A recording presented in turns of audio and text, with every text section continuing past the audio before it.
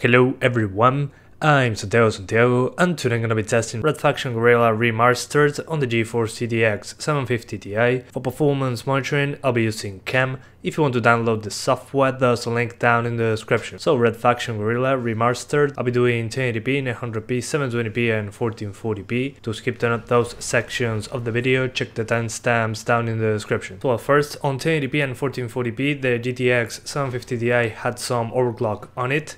I added 200 MHz to the core and 400 MHz to the VRAM. Then on 900p and 720p the overclock is completely disabled, so no worries there. And on 1080p first I'll show you the maximum settings, which will mean that the frame rate will be over 60, but when there's explosions plus destruction at the same time, the frame rate can drop below 60 frames per second quite easily. If you're annoyed by those drops in the frame rate, just disable ambient occlusion and lower particle detail from very high to high. And that should fix the drops below 60 right away. Then on 900p and 720p, by using the maximum settings, you are pretty much over 60 the big majority of the time. And finally at 1440p, I show you once again two configurations. First of all, maximum settings, so we're over 30 frames per second with that. And then I lower the settings to a mix between medium and low in order to try and get over 60 frames per second, and it's possible to do so even at 1440p, so that's good news. And now I'm going to talk to you about the options menu and my experience testing this game. This game is not only destruction, you have missions, open world, all that kind of stuff. But for the purposes of the benchmark, I tested something different, Total Chaos, which drops you into a level with a lot of destructible stuff, and you have infinite ammo, so you can destroy as much as you want in that place. I did this because destruction and explosions was the way to get the worst performance on the game. In the actual open world wasn't as bad as this, so yeah, consider this as stress test. It shouldn't drop lower than this. When the structures are falling around, you'll get higher CPU usage, so be aware of that. But when effects show up, dust, fire, explosions, what rises is the GPU usage instead, and the game seems to be capped at 112 frames per second, give or take. There should be an easy way to unlock it, I didn't find it yet. And in the options menu, the things that gave me the biggest boost in performance after lowering them were ambient occlusion, particle detail and shadow detail. Those three options were the one that made the biggest difference in performance. So first I'll lower ambient occlusion and shadows, and particle detail should help when there are many explosions on screen, especially when you are using a very high resolution. As an example, again on the 1050 Ti video at 4K,